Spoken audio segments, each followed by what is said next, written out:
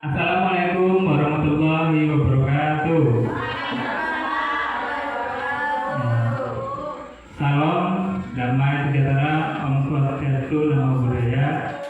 Salam kebajikan, rahayu untuk kita semua. Di sini saya ingin mempresentasikan tugas saya di Guru Penggerak di modul 1.4 Budaya Positif. Ya. Kebetulan saya ini PGP angkatan 11. Nah, di sini ada konsep utama budaya positif. Yang pertama, perubahan paradigma belajar. Yang kedua, disiplin positif. Yang tiga, kebutuhan dasar manusia. Yang keempat, motivasi perilaku manusia. Yang kelima, posisi kontrol restitusi. Yang keenam, keyakinan kelas. Ini pasti baru buat Bapak Ibu, keyakinan kelas. Yang tujuh juga baru, segitiga restitusi. Jadi ada 7 konsep utama dalam budaya positif.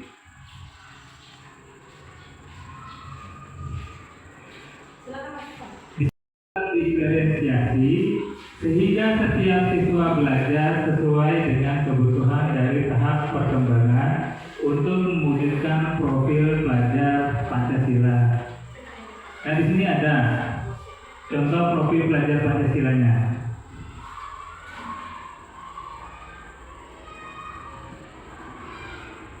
Nah, di sini agenda saya seperti tadi pembukaan, terus menjelaskan materi, dan terakhir refleksi. Nah, di sini saya ingin mendemonstrasikan pemahaman TGP mengenai konsep budaya positif yang di dalamnya terdapat konsep perubahan paradigma stimulus respon dan teori kontrol. 3 teori motivasi perilaku manusia, motivasi internal dan eksternal.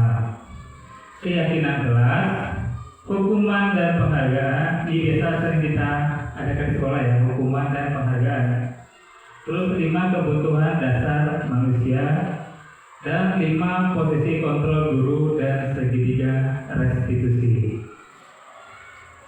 Terus selanjutnya, menerapkan strategi disiplin positif yang memerdekakan murid untuk menciptakan ekosistem sekolah aman dan berpihak pada anak. Ini yang sering kita gaungkan, berpihak pada anak.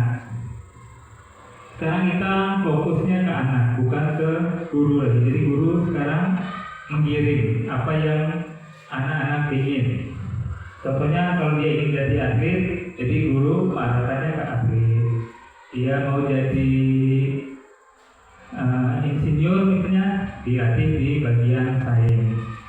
Terus yang ketiga, menyusun langkah-langkah dan strategi aksi nyata yang efektif dalam mewujudkan kolaborasi dengan seluruh pemangku kepentingan sekolah. Ini maksudnya adalah dari seluruh warga sekolah, komite, dan orang tua murid, agar tercipta budaya positif yang dapat mengembangkan karakter murid. Terus yang kelima, selanjutnya, bersikap reflektif dan kritis terhadap budaya di sekolah dan senantiasa mengembangkannya sesuai kebutuhan sosial dan emosional murid. Nah, di sini kita mengenalkan budaya kita yang ada di daerah kita. Contohnya kita di daerah Terawang, berarti budayanya budaya Dayak, supaya budaya itu tidak luntur. Seperti contoh salam ya, berada Adil Katarino, Baju Raming, Basuraga, Basengat Kajubata, arus.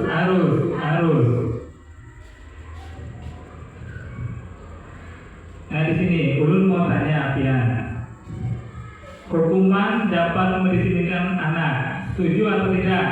Yang setuju coba angkat tangan. Hukuman dapat mendisiplinkan anak, setuju nggak? Setuju. Yang tidak setuju? Bagus. Ini namanya punya pribadi sendiri itu bagus, tidak digoyahkan oleh orang lain. Nanti ulun kasih tahu jawabannya. Yang kedua, pemberian hukuman dengan hal positif seperti membaca atau membersihkan halaman sekolah dapat meningkatkan disiplin anak. Setuju atau tidak? Setuju. Oke. Mari Kim? Tidak ya. Yang ketiga, memberi pengarahan dapat meningkatkan motivasi belajar anak. Setuju atau tidak? Setuju. Pak Kim? Tidak ya. Nanti jawabannya nanti saya kasih tahu. Nah, dalam topik ini ada 6 topik yang akan saya bahas. Yang pertama, disiplin positif dan nilai kebajikan universal. Yang kedua, teori motivasi, hukuman dan penghargaan, dan restitusi. Yang ketiga, keyakinan kelas. Ini nanti saya bahas. Yang keempat, kebutuhan dasar manusia dan dunia berkualitas. Yang kelima, restitusi 5 posisi kontrol. Yang keenam, restitusi segitiga restitusi. Ini sebenarnya segitiga restitusi sudah sering kita lakukan, cuma ada kurang satu yang belum. Nanti kita bahas. Nah di sini kita masuk nomor 1, disiplin positif dan nilai-nilai kebajikan universal. Budaya positif adalah merupakan suatu pembiasaan yang bernilai positif di dalamnya, mengandung sejumlah kegiatan yang mampu menumbuhkan karakter murid. Budaya positif perlu dibangun di dalam kelas.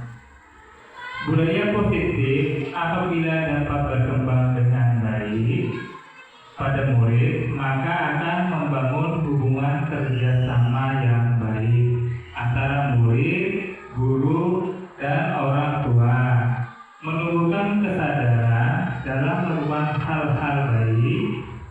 Murid juga terbiasa dengan pola hidup teratur, mengembangkan kepercayaan diri, dan tanggung jawab bersama. Terus membangun karakter siswa, membangun hubungan sosial yang baik antar warga sekolah, dan menumbuhkan kesadaran diri dari murid terhadap budaya positif.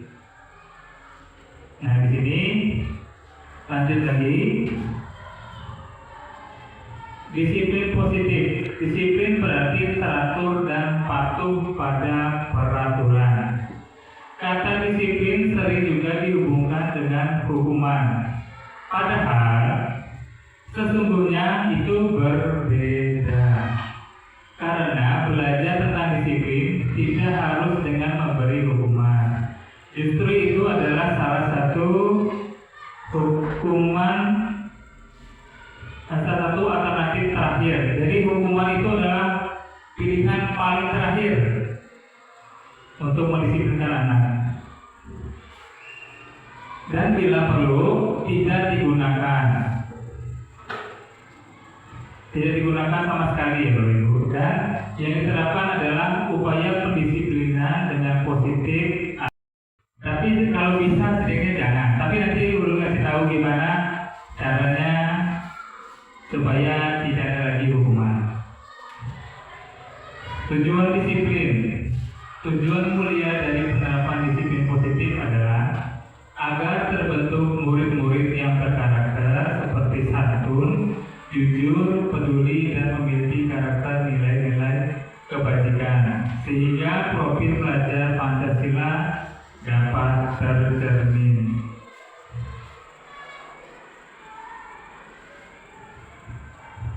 Nah ini kita kasih game sedikit. Perubahan paradigma. Di sini coba piala pasangan ada A dan B. Sobeklah secari kertas kecil, tuliskan benda atau sesuatu yang sangat berharga untuk Anda.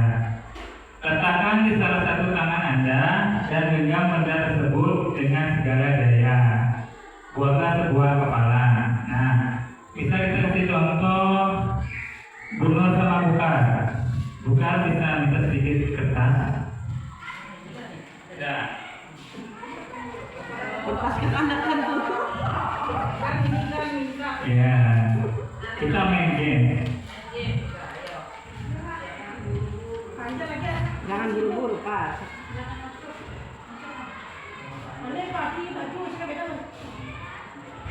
Tuliskan sesuatu yang berharga. Bisa mantan pacar, alias suami. Mas. Kamas. Ini kita main game. Terserah, boleh. Bukan. Apa itu yang di tangan pian? Boleh tahu dong melihat. Dan kayak itu Karena ada orang lagi yang jajan.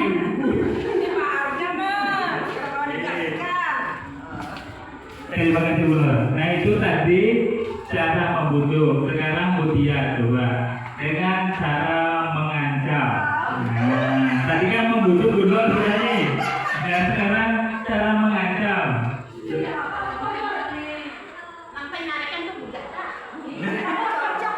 Oh, Bureta, cocok, Bureta. Oh, Bureta menghardik. Ayo ama diancam kayak rajin ya, mancam ke kanak-kanak.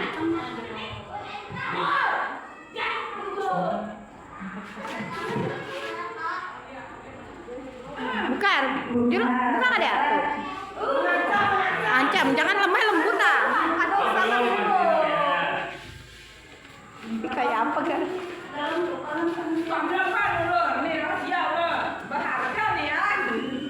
Amun dia memang bari, ada dia boleh menjagai.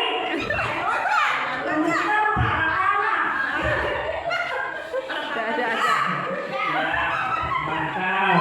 Terima kasih Bu ya. Selanjutnya menghardik. Siapa yang menghardik? Tina, boleh. Menghardik. Tidak disuruh menghardik, hilanglah harga martabat Tina nih. Iya, boleh tak contohnya menghardik ini?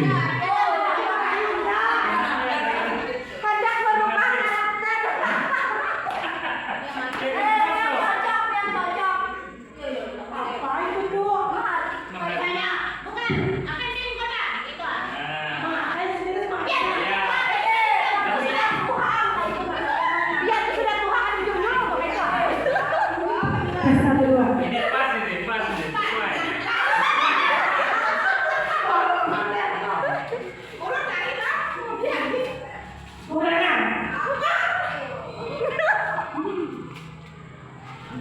Apa yang saya itu tuh? Dia rahasia konsep memang. Aku beri hukuman memang. Oke, sudah jangan lagi. Buat Tuhan itu.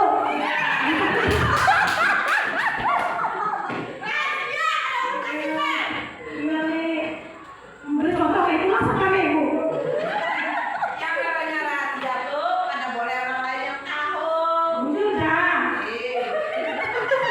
Sudah panjang. Sudah. Ya, terima kasih Bu. Nanti keterusan nanti itu. Iya. Sudah menjiwai gitu. Ya, terima kasih Bu ya. Yang terakhir Merayu, sudah Merayu. Bu Enti, kerja Merayu. Merayu Bukar.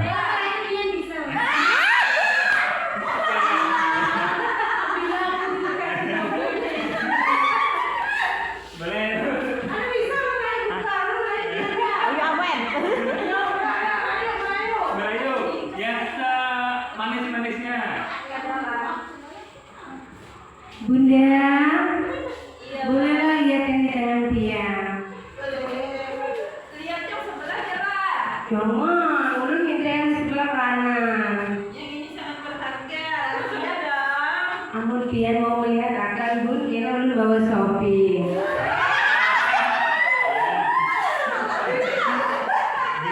Terima kasih Bapak Ibu semua ya. Tepuk tangan untuk kita semuanya.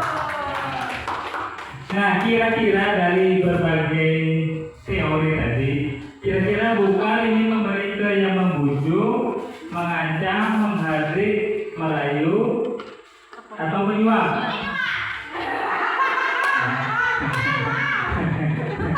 Menyuap ya.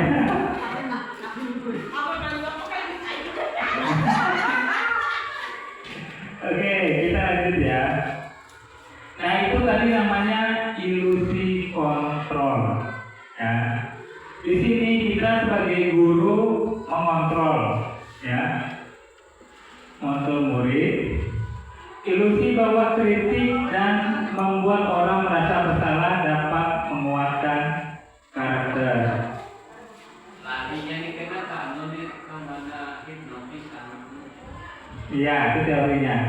Terus ilusi bahwa semua penguatan positif, efektif dan bermanfaat. Terus ilusi bahwa orang dewasa memilih hak untuk memaksa. Jadi di sini ini sebenarnya kehidupan kita sehari-hari, seperti kita mengontrol seseorang, terus kritik akan membuat orang merasa bersalah. Kadang-kadang, bujang Pak, dia nih pagi-pagi karena masuk kelas, nah itu namanya mengkritikkan, itu bisa membuat orang merasa bersalah.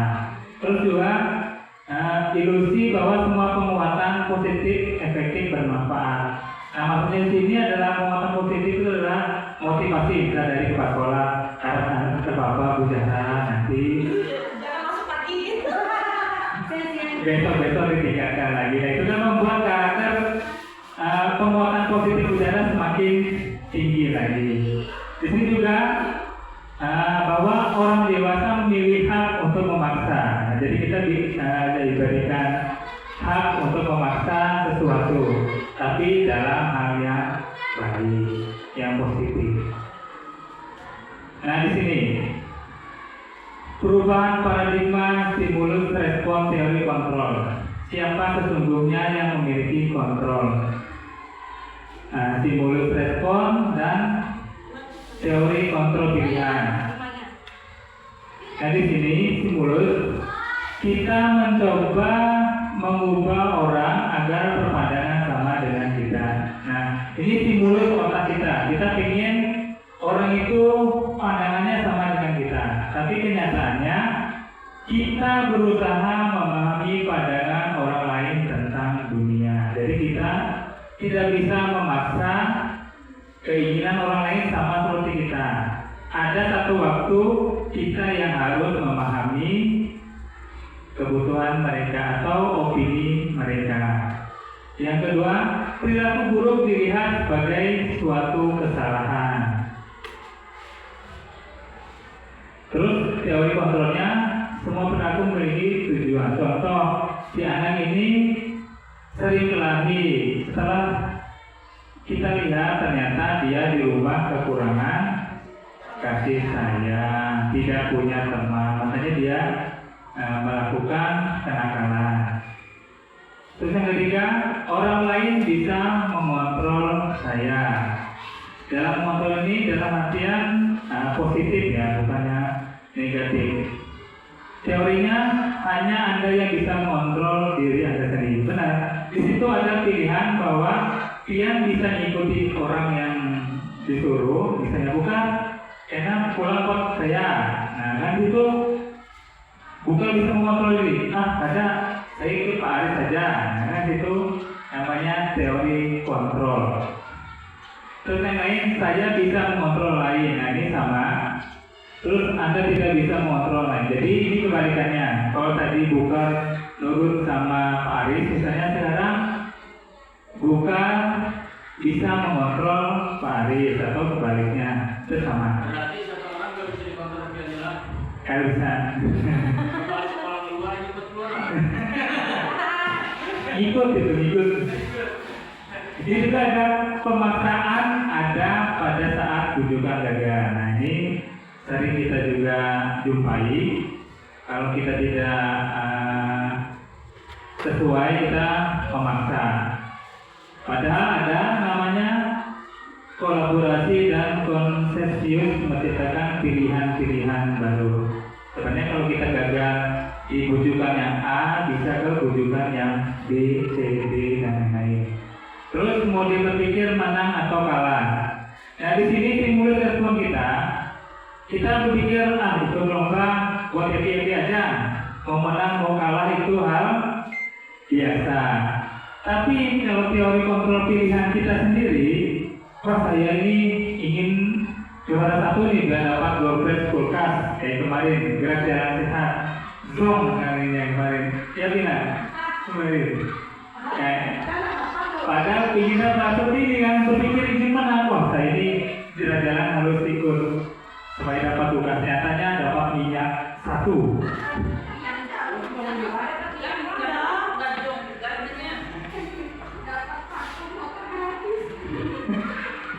Nah di sini disiplin positif atau teori kontrol dari Dr. William Glasser. Di sini Anda tidak bisa mengontrol orang lain, hanya Anda yang bisa mengontrol diri sendiri. Terus di sini ada lagi Anda panah ke bawah. Semua perilaku memiliki tujuan. Terus model berpikir menang-menang dan kolaborasi konsensus menciptakan pilihan-pilihan baru. Yang terakhir, realitas kebutuhan kita berbeda. Kita berusaha memahami pandangan orang lain tentang dunia. Setiap orang memiliki gambaran berbeda. Nah, dari teori kontrol tadi ada 4 pikiran yang terpecah. Masuk lagi di sini, mengontrol orang lain. Belajar kontrol diri dengan menggali potensi kita agar tercapai tujuan mulia, yaitu sesuatu menjadi seseorang yang kita inginkan berdasarkan nilai-nilai yang kita hargai. Di sini masuk ke semua perilaku memiliki tujuan. Yang pertama, teori motivasi. Yang kedua, untuk menghindari hukuman. Ya, yang ketiga, untuk mendapatkan imbalan. Yang ketiga, untuk menghargai diri sendiri dan nilai-nilai kebajikan universal. Yang terakhir, keyakinan kelas. Ini yang kita bahas nanti. Terus model berpikir menang, yaitu 5 posisi kontrol. Ada 5 sini. Yang pertama, penghukum. Yang kedua, pembuat rasa bersalah. Yang ketiga, teman. Yang keempat, pemantau. Yang kelima, manajer. Jadi ini 5 posisi kontrol guru. Guru bisa menjadi penghukum, ada plus dan ada minusnya. Guru menjadi pembuat rasa bersalah juga ada plus minusnya. Menjadi teman juga ada plus minusnya. Pemantau dan manajer juga ada plus minusnya. Nah di sini kalau sebagai manajer kita akan dilebihkan dengan 3 segitiga restitusi, yaitu menstabilkan identitas, validasi permasalahan, yang ketiga menanyakan keyakinan kelas. Dan yang terakhir adalah realitas kebutuhan kita berbeda. Kita berusaha memahami pandangan orang lain tentang dunia. Setiap orang memiliki gambaran berbeda. Nah di sini 5 kebutuhan dasar hidup kita sudah pasti ini. Yang pertama, bertahan hidup. Itu sudah pasti. Kedua, penguasaan terhadap sesuatu seperti jabatan, seperti harta dan lain-lain. Yang ketiga, kasih sayang dan rasa diterima. Yang belum kasih sayang nih, berarti belum memenuhi kebutuhan dasar. Yang keempat, kesenangan, yaitu kita happy. Yang kelima, kebebasan, yaitu tidak terikat apapun. Jadi sudah 5 kebutuhan dasar. Nah di sini seperti disiplin tadi ya.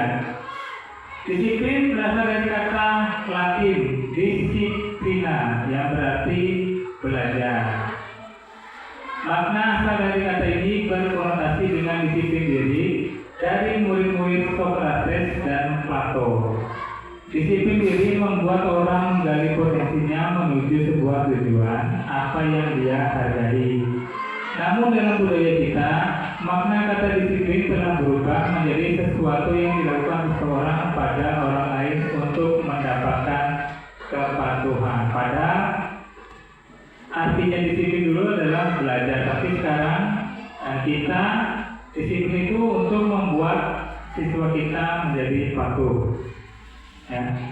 Kecenderungan umum adalah menghubungkan kata disiplin dengan ketidaknyamanan, bukan dengan apa yang kita hargai atau pencapaian suatu tujuan mulia. Ini dari kebajikan universal. Nah, nilai kebajikan adalah sifat-sifat positif manusia yang merupakan tujuan mulia yang ingin dicapai setiap individu. Nilai tersebut bersifat universal dan lintas bahasa, suku bangsa, agama maupun latar belakang. Di sini setiap pelaku memiliki perilaku atau perbuatan, yaitu memiliki suatu tujuan. Ini dari Dr. William Glasser pada teori kontrol tahun 1984. Dengan mengaitkan nilai-nilai kebajikan yang diyakini seseorang, maka motivasi intrinsiknya akan terbangun, sehingga menggerakkan motivasi dari dalam untuk dapat mencapai tujuan mulia yang diinginkan. Ini oleh Diane Gosen tahun 1998. Nilai-nilai kebajikan yang ingin dicapai oleh setiap anak Indonesia kita kenal dengan profil pelajar Pancasila. Nah, ini ada 5, yaitu beriman kepada Tuhan Yang Maha Esa dan berakhlak mulia. Yang kedua, mandiri. Yang ketiga, bernalar kritis. Yang keempat, berkebinekaan global. Yang kelima, gotong royong. Dan terakhir, kreatif. Ini adalah profil pelajar Pancasila yang sering kita dengar di KM. Ini 5 kebutuhan dasar tadi, yaitu kebutuhan bertahan hidup atau survival, cinta dan kasih sayang, love belonging. Nah, bahasa Inggris ini. Yang ketiga, kebebasan atau freedom. Yang keempat, kesenangan atau fun. Yang 5, kekuasaan atau power. Itu adalah 5 kebutuhan dasar yang ada pada diri kita. Di sini motivasi perilaku manusia. Motivasi merupakan dorongan yang timbul pada diri seseorang secara sadar atau tidak sadar untuk melakukan suatu tindakan dengan tujuan tertentu. Yang pertama, untuk menghindari ketidaknyamanan atau hukuman. Nah, ini motivasi perilaku kita ya, untuk menghindari ketidaknyamanan atau hukuman. Murid melakukan disiplin diri karena ia takut dihukum. Ini merupakan motivasi ekstrinsik. Nah, ini biasanya murid yang tidak ingin ditegur gurunya, biasanya dia akan tidak melakukan kenakalan di kelas, tidak libur dan lain-lain. Ada juga untuk mendapat imbalan atau penghargaan dari orang lain. Nah, di sini murid melakukan disiplin diri karena ingin mendapatkan imbalan. Ini merupakan motivasi ekstrinsik. Ini biasanya ada di kelas rendah sama TK. Yang kita dapat bintang biasanya. Yang rajin dapat bunga atau apa. Biasanya itu di kelas rendah. Tapi kelas tinggi juga kalau bisa dapat itu bagus sekali. Yang ketiga, menghargai nilai-nilai kebajikan diri sendiri. Ini murid melakukan disiplin diri karena sadar akan nilai kebajikan dirinya. Ini merupakan motivasi intrinsik. Nah, kalau dua ini dari ekstrinsik berarti dari luar, kalau intrinsik ini berarti dari dalam. Artinya murid itu sadar, oh bahwa saya melakukan ini buat saya berdiri saya sendiri, karena saya tidak ingin mengganggu teman saya, apalagi sampai guru menegur saya. Jadi itulah motivasi intrinsik atau menghargai diri dan kebijakan lainnya. Konsep disiplin dengan identitas gagal. Nah, ini yang tadi kita bahas. Hukuman dan penghargaan, yang setuju atau tidak itu tadi, ya. Hukuman menyakitkan. tidak nyaman, murid takut, memaksa, murid menyembunyikan kesalahan, yang terakhir murid menjadi rendah diri.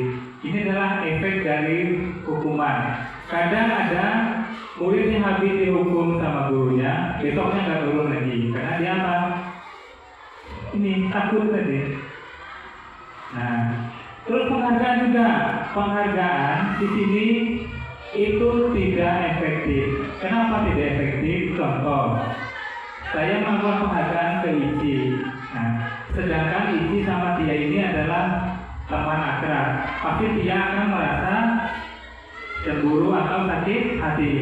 Padahal mereka berdua kerjaannya sama, nilainya juga sama, tapi saya cuma memberi penghargaan ke Ici. Nah, itu akan membuat dia tidak efektif, itu juga merusak hubungan. Nah, sama tadi mereka nilainya 2, contohnya saja Ici ya. Tapi karena saya nilai cuma untuk Ici, yang saya kasih apresiasi atau penghargaan, itu membuat mereka kata Bu Tia, kenapa Ici ini penghargaan padahal nilainya sama. Itu akan membuat mereka yang jadinya berteman jadi berpisah atau bertengkar. Terus mematikan kreativitas. Nah, karena dulu mereka berteman, saling tinggi-tinggian. Karena saya cuma memberi penghargaan ke Bu Ici, maka Bu Tia, percuma ya biar aku bikin karya bagus-bagus juga nggak dinilai. Nah, itu maksud dari mematikan kreativitas. Terus menghukum dengan sistem ranking. Nah, makanya kemarin tidak ada lagi yang 21 ke 3 dulu sempat kan Pak? Yang ada nilainya A, B. Nah sekarang coba dengan yang baru lagi ada lagi ranking. Mungkin nanti ada pembaruan lagi, kita belum tahu. Terus merampas hak menghargai dirinya. Nah sama tadi, yang awalnya sama, haknya sama, saya pergi sekolah sama-sama, cuma karena gara-gara saya memberi penghargaan ke Ici, lalu dia merasa saya juga nggak ada harganya kalau cuma satu orang yang dihargai.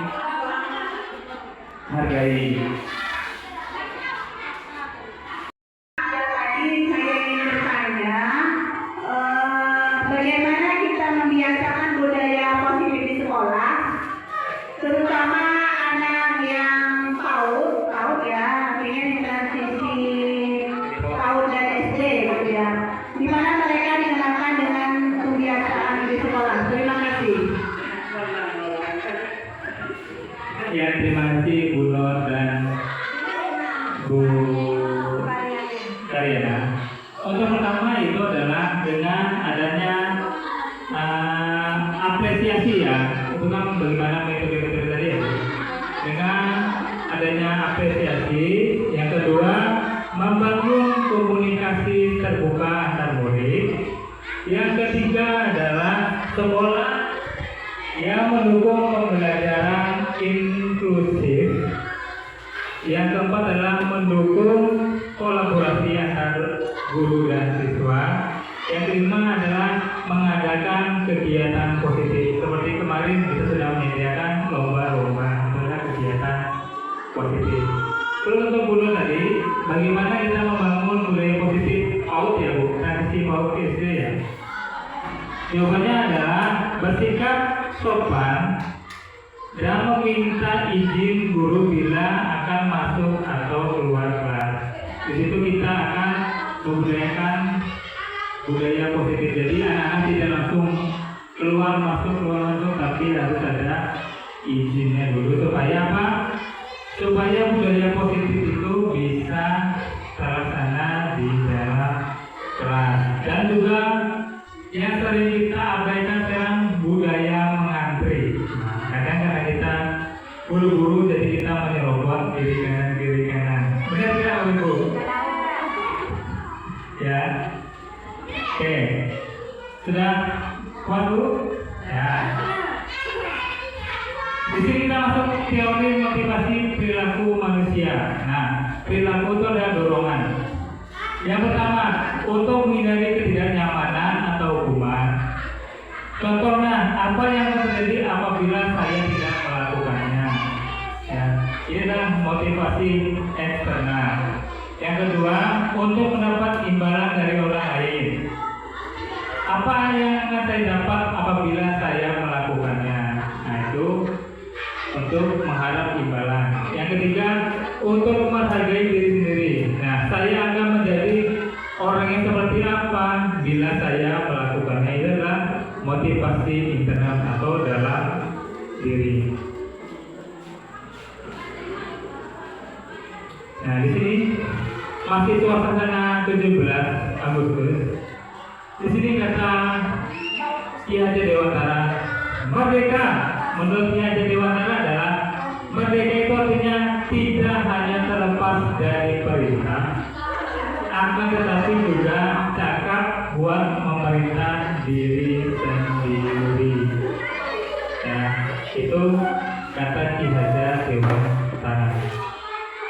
Nah, ini ada juga Bu, dihukum oleh penghargaan. Nah, kalau tadi biasanya kita dihukum itu pasti jelek kan, atau positif atau negatif. Ternyata penghargaan juga sama, ya sama. Nah, itu yang akan mengurangi apa? Ketepatan, tidak efektif lagi. Kemudian percuma biar saya mengerjakan nilai 400 juga. Misalnya Pak Anja juga tetap milih Pak Isi, misalnya. Itu akan membuat ketepatan tidak efektif, terus merusak hubungan. Ya, dari tadi Bu Isi dan Bu Teni baik karena saya cuma memberi penghargaan ke Bu Isi, nanti akan merusak hubungan pertemanan mereka berdua. Itu adalah sisi negatif dari penghargaan. Nah, di sini selanjutnya penghargaan menurunkan kualitas.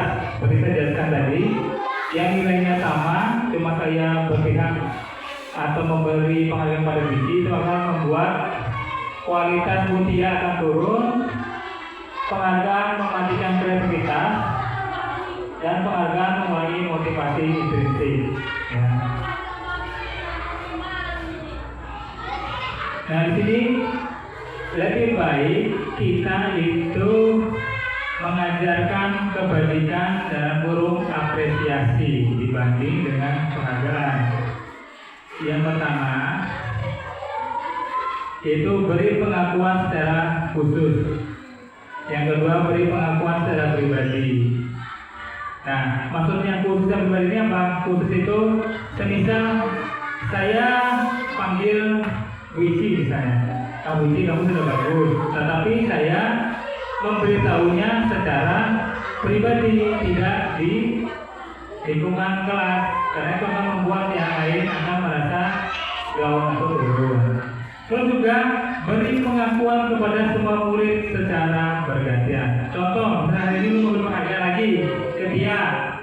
Nah, besoknya lagi ke Buka, besoknya lagi ke Bunor, sampai semua kelas dapat. Nah, itu adalah memberi pengakuan. Itu akan membuat anak yang tadinya malas jadi rajin turun. Terus beri pengakuan secara konsisten. Konsistennya adalah terus menerus, ya. Jadi tidak hanya hari itu aja, tapi minggu depannya lagi, sampai dia lulus sekolah. Terus fokus pada proses, ya. Sekarang yang dinilai bukan nilai akhir, tapi adalah prosesnya, ya, prosesnya. Nah, ini contoh pengakuan. Nah, pembuka. Kemarin saya perhatikan nilai kebajikannya empati, berarti perhatian. Misalnya, wah, saya melihat Bu Pina hari ini rajin menyapu kelasnya. Nah, itu nilai kebajikan saya, rasa empati. Situasinya pada saat menolong murid baru di kelas kita. Ya. Saya menghargai nilai pembukanya, nilai kebajikannya, kepedulian. Saya menghargai kerja keras Maripin, misalnya mengerjakan KMN sendiri. Nah, itu saya mempedulikan atau saya menghargai punya Pak Arifin. Contohnya, pada saat kamu membantu teman-temanmu di tugas kelompok. Yang ketiga, terima kasih, yaitu rasa tanggung jawab. Ini biasanya yang beri adalah pimpinan ya, atau di tempat kita kepala sekolah memberi rasa terima kasih kepada anggotanya dalam mengerjakan sesuatu. Di sini contohnya pada murid, pada saat kamu memungut kertas-kertas yang berserakan di lantai. Ini ada contohnya ya, untuk kebajikan. Nah, di sini ada games lagi. Untuk nomor 1, di sini jawabannya hukuman atau konsekuensi, cuma 2 jawabannya. Kita main game lagi. Oke? Nomor 1, mencatat 100 kali di dalam buku kalimat. Saya tidak akan terlambat lagi karena terlambat ke sekolah. Ini hukuman atau konsekuensi? Yang konsekuensi angkat tangan. 1, 2, 3, 4, 5, 6, 7, 8. Yang hukuman angkat tangan. 1, 2, 3, 4. Oke. Nanti jawabannya ya. Yang kedua, lari mengelilingi lapangan basket 2 kali karena terlambat hadir di sekolah. Hukuman atau konsekuensi? Yang hukuman angkat tangan. Oke. Yang konsekuensi angkat tangan. Ya, terbagi 2 ya. Yang ketiga, murid diminta untuk push up 15 kali karena tidak menggunakan masker ke sekolah. Hukuman atau konsekuensi? Yang konsekuensi angkat tangan. Cuma 3 orang. Yang hukuman? Mayoritas, banyak ya. Oke. Nanti kita lihat jawabannya. Menggantikan kertas tugas teman yang telah dicoret-coret. Konsekuensi apa? Hukuman? Konsekuensi? Angkat tangan, konsekuensi. Ya. Yang hukuman angkat tangan. Oke. Nanti kita lihat. Yang kelima, membersihkan tumpahan air di meja tulis karena tersenggol pada saat belajar. Hukuman atau konsekuensi? Konsekuensi. Ya, oke. Nah, kita cek ya, benar apa tidak jawabannya. Di sini murid disuruh untuk mengenakan sepatu seharian di sekolah karena tidak mengenakan sepatu hitam. Hukuman apa konsekuensi? Ayo. Hukuman apa konsekuensi ini? Hah? Yang hukuman angkat tangan, yang hukuman. Oke, yang konsekuensi angkat tangan.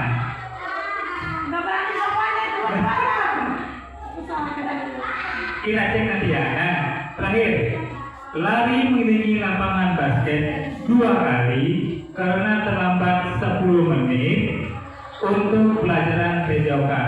Hukuman apa konsekuensi? Konsekuensi yang hukuman. Konsekuensi angkat tangan. 1, 3, 4, 5. Hukuman banyak ya. Sekarang kita lihat jawabannya. Nah, ya, 50-50 namanya. Jadi mencatat 100 kali di buku itu adalah hukuman karena membuat murid merasa bersalah. Yang kedua, murid juga diminta push up 15 kali dan tidak menggunakan masker. Itu juga hukuman. Lari mengelilingi basket juga itu hukuman. Nah, yang konsekuensi adalah menggantikan kertas tugas teman yang telah dicoret-coret. Ini masuk konsekuensi. Berarti dia bertanggung jawab karena dia menggantikan kertas tugas teman yang dicoret-coretnya. Terus juga membersihkan tumpahan air juga. Itu masuk konsekuensi ya. Kenapa? Karena dia membersihkan apa yang jadi masalahnya, karena dia menumpahkan air di meja tulis karena takut kena temannya, makanya dia membersihkan. Itu dia masuk konsekuensi. Murid disuruh untuk tidak mengenakan sepatu, nah itu hukuman sudah jelas, karena kita membuat orang atau murid merasa bersalah. Nah ini yang perdebatan tadi. Lari mengelilingi lapangan basket 2 kali karena terlambat 10 menit untuk pelajaran PJOK. Karena tadi saya lihat banyak yang hukuman kan? Salah. Iya, cuma 2 itu tadi konsekuensi. Ya. Kenapa? Ini kan seperti ini. Contohnya tadi hukuman ini. Mana tadi menulis? Nah ini mencatat 100 kali. Nah ini kan juga sama. Lari mengelilingi lapangan basket 2 kali. Perbedaannya adalah kalau ini tidak masuk dalam pembelajaran. Ada nggak manfaatnya nulis 100 kali di buku? Ya. Iya, tulisannya bagus. Nulis 100 kali lama-lama jelek pasti kan? Ya. Tapi berbeda dengan PJOK. PJOK adalah lari di lapangan basket 2 kali karena terlambat 10 menit. Kenapa? Kalau PJOK itu pertama ada pemanasan, ya, ada pemanasan. Karena dia terlambat 10 menit, dia terlewat dalam pemanasannya. Oleh karena itu, dia disuruh lari. Itu kan masuknya konsekuensi. Karena masih ada hubungan dalam pembelajaran. Yang tidak ada hubungan sama tadi ini. Lari mengelilingi basket 2 kali, tidak ada menyebut PJOK-nya. Benar? Jadi intinya adalah hukuman itu adalah membuat murid merasa tersiksa atau merasa bersalah. Sedangkan konsekuensi adalah tanggung jawab. Kenapa? Ini sama-sama lari mengelilingi, ini juga sama. Tapi ini adalah ada pembelajaran PJOK karena ada pemanasan. Karena dia terlewat 10 menit. Oke, sudah paham Bu, hukuman dan konsekuensi. Kita lanjut ya. Nah di sini, ini perbedaan tadi kata saya tadi. Hukuman dan konsekuensi perbedaannya. Hukuman itu harus menyakitkan. Nah, sedangkan kalau konsekuensi sesuatu harus terjadi. Yang kedua, membuat anak sakit fisik maupun hati untuk jangka waktu lama, ya, itu hukuman. Sedangkan konsekuensi membuat anak merasa tidak nyaman dalam jangka waktu pendek. Semuanya tadi, kamu tidak ikut pemanasan, jadi sebenarnya kamu lari 2 kali putaran. Kenapa? Membuat memang tidak nyaman awalnya, tapi setelah itu dia bisa ikut olahraga karena sudah pemanasan. Yang ketiga, anak membenci kedisiplinan. Nah, di sini konsekuensinya adalah kita stimulus tanggapan. Jadi, maaf, ini anak menghargai disiplin. Nah, jadi di sini kita memberitahunya tidak dengan kekerasan, tapi dengan pelan-pelan. Terus ada juga hukuman itu memaksa atau paksaan. Nah, padahal di sini adalah kita bisa dengan stimulus, kita bisa dengan pelan-pelan membilanginya supaya tidak ada lagi paksaan. Terus mendorong anak menyakiti diri sendiri.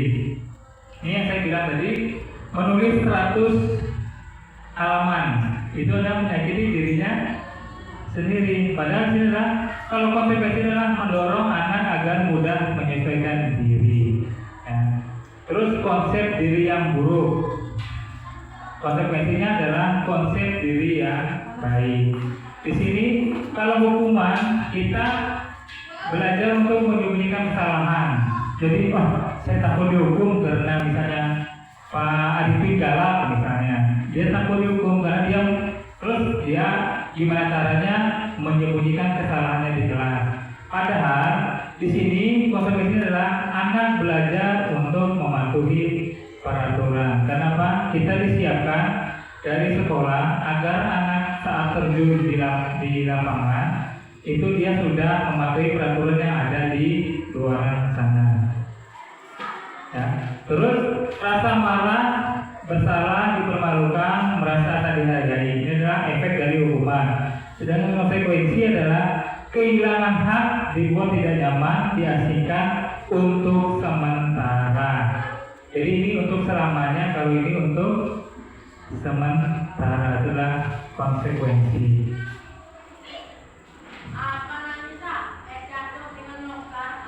Nah, sekarang kita lagi masuk ke restitusi. Ya, restitusi adalah proses menciptakan kondisi bagi murid untuk memperbaiki kesalahan mereka sehingga mereka bisa kembali pada kelompok mereka dengan karakter yang lebih kuat. Restitusi juga merupakan proses kolaboratif yang mengajarkan murid untuk mencari solusi untuk masalah mereka dan membantu murid berpikir tentang orang seperti apa yang mereka ingin menjadi tujuannya dan bagaimana mereka harus memperlakukan orang lain. Ini dari Gosen tahun 2004. Nah, di sini ini adalah tadi hukuman seperti sudah dijelaskan, sesuatu yang menyakitkan, konsekuensinya harus terjadi. Nah, ada lagi pilihan terbaik, yaitu melakukan restitusi. Itu restitusi merupakan pilihan. Yang kedua, menguatkan untuk murid atau anak dalam jangka waktu panjang. Kalau hukuman tadi dia membuat jerah ya, atau kadang ada anak yang gurunya memarahinya, besok dia bisa turun. Itu karena efek hukuman. Tapi kalau ini, kalau restitusi menguatkan untuk murid dalam jangka waktu panjang. Terus korban mendapatkan ganti. Seperti tadi, dia menghilangkan tugas temannya, lalu dia bertanggung jawab untuk menulis lagi. Nah, jadi sini adalah korban mendapatkan ganti, sehingga murid atau anak mendapatkan penguatan, masalah terpecahkan, murid belajar bertanggung jawab untuk perilakunya, terus fokus pada pemecahan masalah dalam jangka waktu panjang. Contohnya, pertanyaannya, apa yang kamu yakini, apa yang bisa kamu lakukan untuk memperbaiki masalah ini? Yang terakhir, murid atau anak menghormati dirinya dan orang lain. Nah, itu adalah restitusi. Ini ada 9 ciri restitusi. Yang pertama, bukan untuk menebus kesalahan, ya, tapi untuk belajar dari kesalahan. Yang kedua, memperbaiki hubungan. Nah, contoh tadi, kayak saya memberi penghargaan ke Ici, dia merasa percuma saya belajar dengan Pak Anjar benar-benar, tapi Pak Anjar tetap memberi penghargaan ke Ici. Nah, makanya saya akan melakukan restitusi untuk memperbaiki hubungan mereka kembali. Yang ketiga, tawaran atau bukan paksaan. Yang selanjutnya, restitusi menuntun untuk melihat ke dalam diri. Terus restitusi mencari kebutuhan dasar yang mendasari tindakan. Ini adalah kita cari apa sih akar masalahnya. Contohnya misalnya, anak ini selalu nakal di kelas. Ternyata setelah kita selidiki, anak tersebut adalah kurangnya perhatian dari orang tua. Makanya dia mencari perhatian di sekolah. Makanya kalau kita melakukan restitusi, kita akan mengetahui kebutuhan dasar yang menjadi tindakan anak tersebut kenapa nakal. Terus restitusi sendiri adalah cara yang paling baik. Selanjutnya, restitusi fokus pada karakter bukan tindakan. Selanjutnya, restitusi fokus pada solusi. Yang terakhir, restitusi mengembalikan murid yang berbuat salah pada kelompoknya. Jadi tidak diasingkan, tapi dikembalikan lagi ke kelompoknya. Nah, ini yang sering kita lewatkan. Kalau segitiga sudah pernah, secara tidak sadar kita semua sudah pernah melakukan segitiga restitusi. Tapi yang belum adalah keyakinan kelas. Contoh di sini tidak ada keyakinan kelas kan? Biasanya yang ada peraturan kelas. Kalau peraturan kelas pasti ada, tapi kalau keyakinan belum tentu. Nah, di sini. Mengapa tidak peraturan saja? Mengapa harus keyakinan kelas? Contohnya, mengapa kita memiliki peraturan harus menggunakan helm bila mengendarai kendaraan roda 2? Ini kan keyakinan. Kalau peraturan di kita dilarang untuk tidak menggunakan helm saat menggunakan motor, itu adalah peraturan. Kalau keyakinan, mengapa ya? Apa sih? Mengapa kita memiliki peraturan harus menggunakan helm bila mengendarai kendaraan roda 2? Jadi kita bertanya, apa sih manfaatnya menggunakan helm? Ternyata peraturan tersebut supaya kita tidak cedera kepala atau kecelakaan, mengurangi dampaknya. Terus, mengapa kita memiliki peraturan 3M? Menggunakan masker, mencuci tangan, dan menjaga jarak 1,5 meter. Kalau hukuman kan kata-katanya saat bepergian wajib menggunakan masker. Nah, tapi kalau keyakinan kita tanya, mengapa sih saya melakukan itu? Apa sih gunanya? Nah, itu berbedanya peraturan dan keyakinan. Yang ketiga, mengapa kita memiliki peraturan harus datang tepat waktu pada saat mengikuti pelatihan? Nah, di sini dari kata keyakinan adalah mengapa. Kalau peraturan kita wajib datang jam 7.00, nah, itu peraturan. Kalau keyakinan, untuk apa sih kita datang jam 7? Kenapa nggak jam 8, jam 9? Nah, itu adalah keyakinan. Ya. Nah, di sini untuk mendukung motivasi intrinsik, kembali ke nilai atau keyakinan lebih menggerakkan seseorang dibanding mengikuti serangkaian peraturan. Nah, kadang kalau peraturan kita ada yang setuju dan tidak, ya Bu. Misalnya peraturan A tidak cocok dengan si B, si C. Nah, lebih baik kita harus melakukan keyakinan kelas. Nah, di sini budaya positif itu ada yang pertama, lingkungan positif. Seperti kita sudah positif nih, kita sering berbagi praktik baik. Nah, setelah positif, lingkungan positif juga itu adalah keyakinan kelas. Keyakinan itu mencakup sekolah dan kelas. Kalau peraturan kelas itu pasti berbeda. Kelas A dan kelas B pasti beda peraturannya. Ada beberapa yang beda. Tapi kalau keyakinan itu rata-rata hampir sama. Nah, ini contoh kesepakatan kelas. Nih. Biasanya kalau peraturan datang tepat waktu jam sekian, itu adalah menyuruh anak. Tapi kalau ini adalah datang tepat waktu dan mengucapkan salam. Tidak ada ditulis jamnya berapa.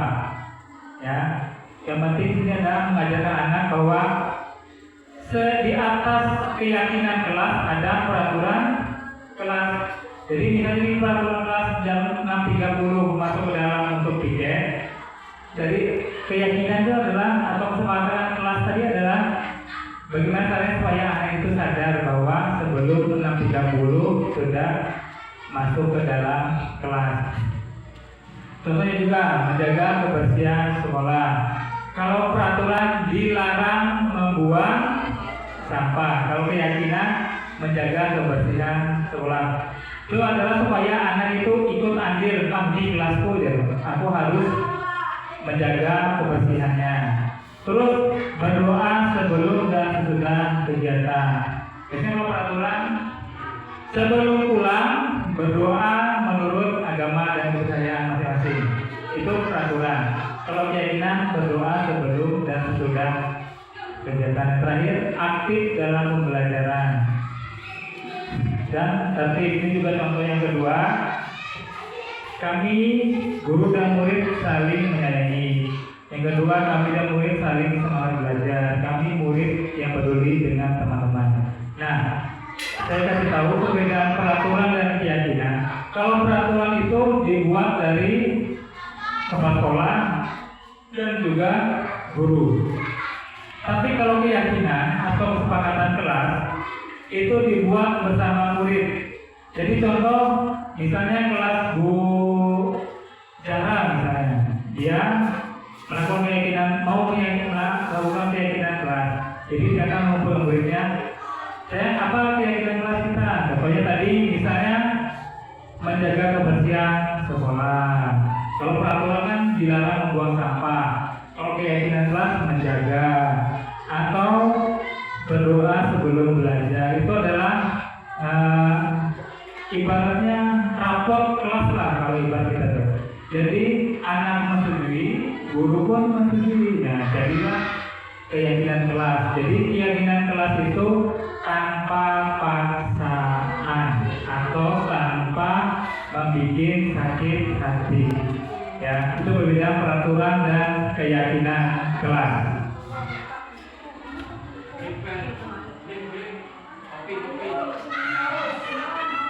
Ya, selanjutnya kegiatan pendalaman keyakinan kelas. Ada tabel T dan tabel Y. Nah, hormat. Kami meyakini bahwa sangat penting untuk menghormati semua orang dan barang milik orang lain. Ini juga bekerja. Kami meyakini bahwa sangat penting untuk mengerjakan segala pekerjaan atau mengikuti kegiatan yang telah ditugaskan. Yang ketiga, diterima dan dimiliki. Kami meyakini bahwa sangat penting untuk merasa diterima pada suatu kelompok dan saling peduli satu dengan yang lain. Ini adalah tabel Y. Ini adalah pertama terlihat, terdengar, dan terakhir berperilaku. Ini untuk hormat ya. Jadi contohnya apa?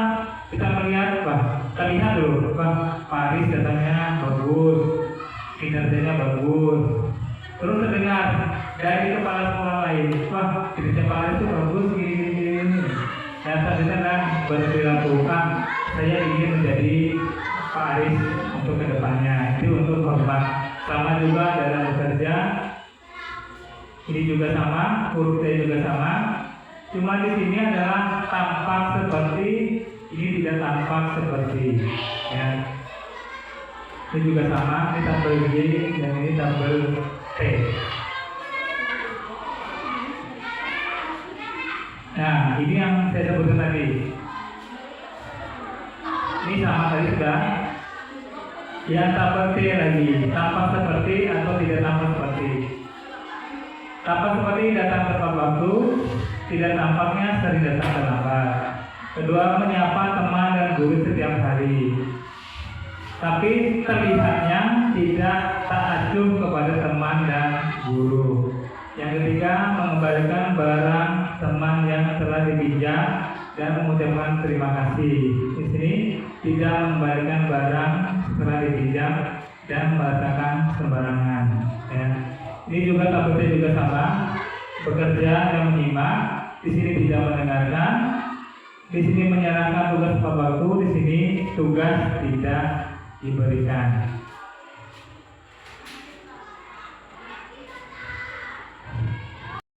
Segitiga eksekusi.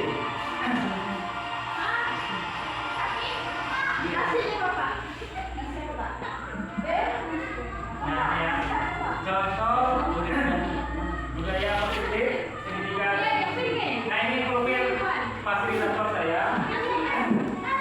Ini Pak Cuma yang datang kemarin PI. Nah, ini ya. Kasus 1, menstabilkan identitas. Terus kualifikasi tindakan yang salah. Ini adalah skenario-nya. Jadi skenario pertama adalah dia meminta uang ke kelas lainnya. Itu skenario pertama. Nah, ini guru menanyakan keyakinan. Kamu kemarin sudah kelas. Kasus 2, dia membawa HP di sekolah. Ya, dia adalah menampilkan validasi dan menanyakan keyakinan. Kasihan ya. Jadi ada tanggapan murid juga hadir. Dari murid kelas 6. Kasus 1. Nah, ini.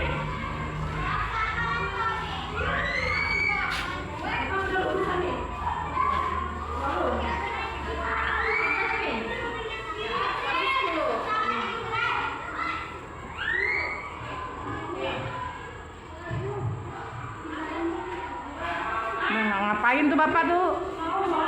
Kacau bapak nih kan.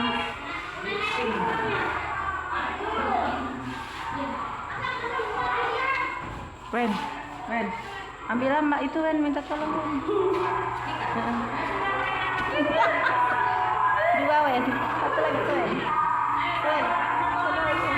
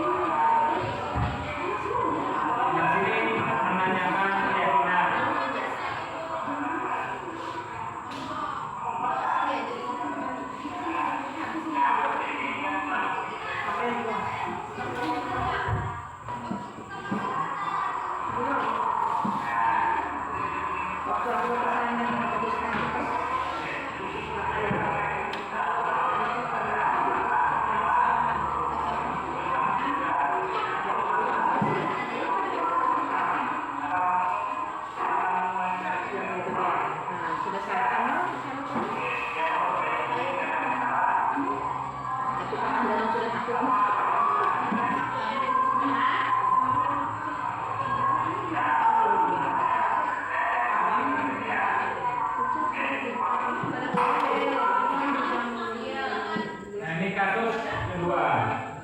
Yunika membawa HP ke sekolah. Menurut peraturan sekolah, tidak boleh menggunakan HP di sekolah. Syuting kawannya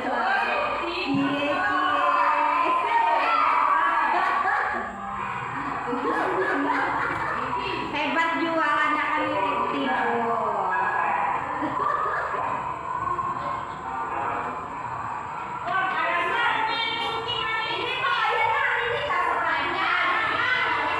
Ada minggu berapa lah? Sebulan yang lalu.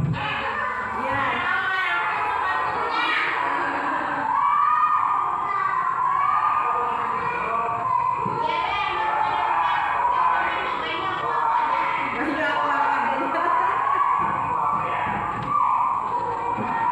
Anda jual di si ruangan apa di bawah syutingnya? Validasi tindakan yang salah.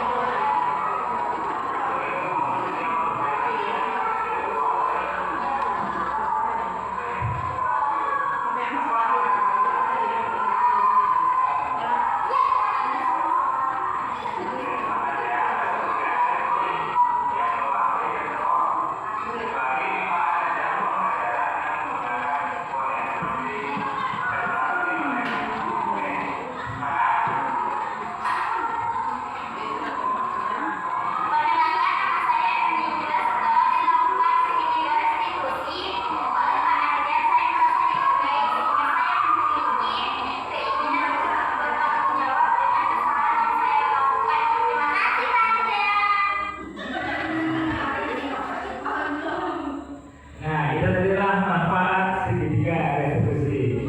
Jadi, murid tahu apa yang dilakukan itu salah.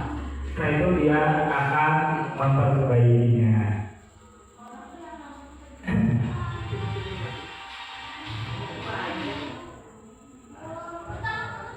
Nah, ini tadi restitusi sudah saya kasih tahu.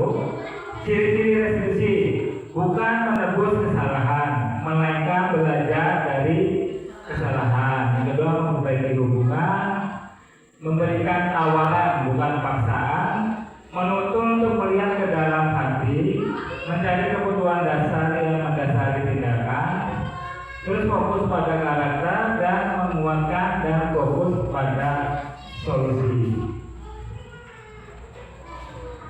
Nah itu tadi juga sama hukuman tadi, menghukum siswa hormat selama 10 menit, guru marah dan siswa menjadi takut, itu hukuman. Konsekuensi, guru memberikan konsekuensi untuk mengerjakan PR-nya saat istirahat atau dikerjakan sebanyak 3 kali lipat. Terus guru tegas dan siswa menghormati peraturan. Restitusi, guru menanyakan keyakinan kelas, atau membantu siswa menyelesaikan masalah. Terus guru terbuka dan siswa menghormati dirinya dan orang lain. Itu manfaat restitusi. Nah ini 5 posisi kontrol tadi. Ada penghukum, pembuat merasa bersalah, teman, pemantau, dan manajer. Tapi di sini disarankan kita berperan sebagai manajer. Karena apa kamu menyadari bahwa yang kamu lakukan ini tidak benar? Kira-kira bagaimana agar kita bisa memperbaiki ini? Terus apa yang bisa kamu lakukan untuk memperbaiki ini? Jadi sini kita membuat anak itu bertanggung jawab. Supaya apa? Supaya saat dia ingin melakukan lagi, kemarin saya seperti ini. Jadi inilah pentingnya bahwa kita guru posisi kontrolnya harus menjadi manajer. Ini manajer bertuang, begitu. Manajer perusahaan. Nah ini menstabilkan identitas. Seperti disebut tadi, guru berkata terbuat salah itu hal yang manusiawi. Tidak ada manusia yang sempurna. Nah ini supaya apa? Menenangkan anak yang tadinya bergubu-gubu berkelahi, kita inginkan dengan seperti ini. Itu hal yang manusiawi. Tidak ada manusia yang sempurna. Bapak Ibu juga pernah buat salah. Nah, kita masih bisa menyelesaikan permasalahan ini. Bapak atau Ibu tidak tertarik untuk mencari tahu siapa yang benar atau salah. Tetapi Bapak Ibu lebih tertarik untuk menyelesaikan masalah. Jadi kita tidak mencari yang benar dan yang salah. Terus kalau kamu menyalahkan dirimu sendiri terus menerus, apakah kamu bersikap baik pada dirimu sendiri? Nah itu supaya kamu menenangkan hati anak yang gaya berkelahi. Yang kedua, validasi tindakan yang salah. Contohnya, kamu bisa bertindak lebih gegabah dari ini. Kamu bukan melakukan tanpa suatu alasan tertentu. Kamu melakukannya karena mempertahankan sesuatu yang penting bagimu. Terus, mungkin kamu bisa menjadi sesuatu perilaku baru yang lebih efektif bersediakah kamu mempelajarinya. Jadi di sini memvalidasi itu menanyakan benar nggak berkelahi itu benar nggak. Ini namanya validasi tindakan yang salah.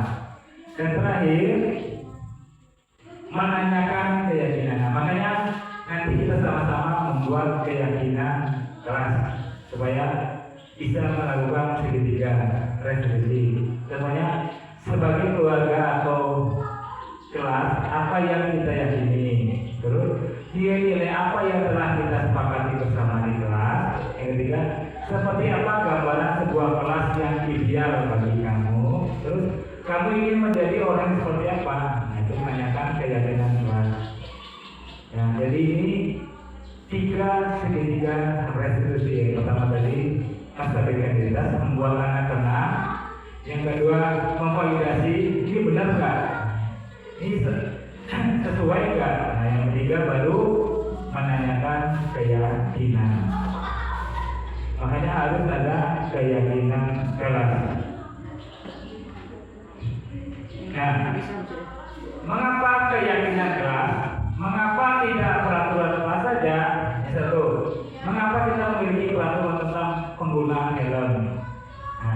pada saat mengendarai kendaraan roda dua, atau mengapa kita memiliki peraturan tentang penggunaan masker ini seperti dia tadi? Untuk apa? Kalau peraturan kita dilarang tidak menggunakan helm saat berkendara, tapi kalau keyakinan kelas dia tanya mengapa sih kita tidak memakai helm? Nah, apa itu keyakinan kelas? Nilai-nilai keselamatan atau kesehatan ini yang kita sebut sebagai suatu keyakinan, yaitu nilai kebajikan universal yang disepakati secara tersirat dan tersurat, lepas dari latar belakang suku, negara, bahasa maupun agama. Keyakinan kelas adalah salah satu disiplin positif yang kita yakini bersama, yang berasal dari penyatuan pikiran murid untuk menjadi nilai-nilai kebajikan untuk diturunkan di kelas-kelas. Jadi keyakinan kelas itu tergantung gurunya dan muridnya. Bagaimana membentuk keyakinan kelas? Yang satu, keyakinan bersifat lebih abstrak daripada peraturan yang lebih rinci dan konkret. Keyakinan kelas berupa pernyataan universal. Yang ketiga, pernyataan keyakinan kelas senantiasa dibuat dalam bentuk positif seperti saling menghormati, bukan kalimat dilarang ribut. Nah, tapi lebih kalau keyakinan kelas saling menghormati, tidak boleh buang sampah sembarangan. Yang dua, keyakinan kelas hendaknya tidak terlalu banyak, boleh 2, boleh 3 itu tidak masalah, sehingga mudah diingat dan dipahami oleh semua warga kelas. Keyakinan kelas sebaiknya sesuatu yang dapat diterapkan di lingkungan kelas. Semua warga kelas hendaknya ikut berkontribusi dalam pembuatan keyakinan kelas lewat kegiatan curah pendapat. Biasanya ada setiap 1 semester kalau ada perubahan keyakinan kelas, nah itu bisa gurunya dan muridnya melakukan kegiatan curhat atau curhat bersama. Bersedia menjawab kembali keyakinan kelas dari waktu ke waktu. Nah, kalau sudah tidak relevan bisa diganti lagi keyakinan kelas yang barunya. Ini sama restitusi dan ciri-ciri restitusi. Restitusi menciptakan kondisi bagi murid untuk memperbaiki kesalahan yang mereka lakukan sehingga bisa kembali pada kelompok mereka dengan karakter yang lebih kuat. Maksudnya Pak, dia lebih bertanggung jawab lagi, dia tidak melakukan kesalahan yang kemarin. Ciri-ciri restitusi memperbaiki hubungan, bukan untuk menebus kesalahan, tawaran bukan paksaan, menuntun untuk melihat ke dalam diri, mencari kebutuhan yang mendasari tindakan, terus fokus pada karakter, ya, fokus pada karakter bukan tindakan. Jadi kita tidak mencari si A, si B yang benar, tapi kita mencari solusinya.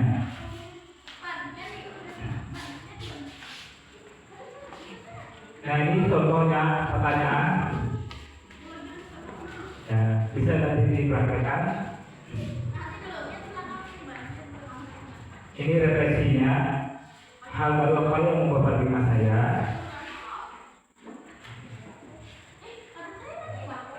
Oke, sampai sini sudah paham? Ada yang ingin bertanya? Ya, silakan Bu Jana. Ya, bagaimana cara membangun kamera?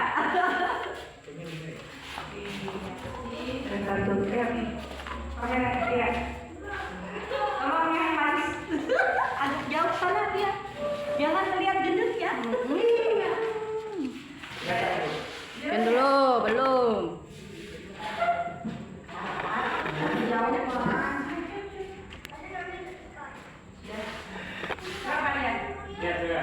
Ya, bagaimana cara membangun budaya positif di sekolah? Ada lagi pertanyaannya? Boleh. Baik, terima kasih Pak. Saya ingin bertanya, seperti apa upaya membangun budaya positif yang berpihak pada murid? Ya, terima kasih. Ya. Terima kasih Bu Jana dan Bu Tina. Ya, untuk Bagaimana cara membangun budaya positif di sekolah? Cara yang pertama adalah terapkan komunikasi terbuka. Yang kedua, bangun lingkungan penuh apresiasi dan penghargaan. Yang ketiga, hindari pendisiplinan dengan cara yang negatif. Yang keempat, seimbangkan target akademis dan kesejahteraan emosional siswa. Yang kelima, tanamkan pendidikan karakter kepada siswa. Untuk pertanyaan nomor 2 tadi, seperti apa upaya membangun budaya positif yang berpihak pada murid? Yang pertama, upaya dalam membangun budaya positif sekolah adalah diawali dengan membentuk lingkungan yang mendukung terciptanya budaya positif, yaitu berpusat pada murid dengan menyusun kesepakatan kelas yang efektif dan membantu dalam pembentukan budaya sipil positif di kelas. Seperti itu, Bu. Iya. Oke, sudah semua? Baik, saya akhiri untuk presentasi hari ini. Terima kasih kerjasamanya Bapak dan Ibu Dewan Guru SMA. Semoga nanti kita bisa bekerjasama kembali. Perkenalkan, nama saya Eunike. Setelah dilakukan segitiga restitusi oleh Pak Anjar, saya merasa dihargai sehingga saya memiliki keinginan untuk bertanggung jawab dengan kesalahan yang saya lakukan. Terima kasih Pak Anjar. Anggapan hasil presentasi hari ini, saya itu menjadi sangat senang dan semakin antusias untuk menerapkan lingkungan di sekolah dan kelas. Terus saya juga mencoba menerapkan membuat keyakinan kelas. Disitulah saya menemukan hal yang berbeda. Nah, karena dalam pembuatan keyakinan kelas ini murid dengan kesadarannya mengungkapkan nilai-nilai kebijakan disiplin positif. Nah, terus yang akan diyakinkannya dalam praktek segitiga restitusi. Dan untuk memperbaiki kesalahan, murid terlihat terbuka dengan permasalahan yang dihadapi dan tentang bagaimana cara memperbaikinya, yaitu saya sangat senang perasaannya ketika saya bisa melakukan hal tersebut. Sekian, terima kasih. Saya mendengar presentasi dari Pak Anjar, saya harus menempatkan diri dalam posisi kontrol yang tepat penerapan budaya positif di sekolah, yaitu posisi kontrol sebagai manajer. Terima kasih. Setelah mendengarkan apa yang sudah dipaparkan oleh Pak Anjar tadi, saya selaku kepala sekolah SD 4 Tanah Putih akan melaksanakan budaya positif di dalam sekolah kita. Di sekolah ini, meskipun nanti dalam pelaksanaan itu mungkin ada yang faktor-faktor pendukung, mungkin ada faktor penghambat, tetapi tetap kami laksanakan sebaik-baik mungkin. Itu mungkin yang kita sampaikan. Mudah-mudahan nanti budaya positif bisa terlaksana dengan baik di sekolah kami. Saya Dian Jerdianto, CGP Angkatan 11. Setelah saya mempelajari modul 1.4 budaya positif, saya akan menerapkannya di sekolah dan di kelas. Terima kasih.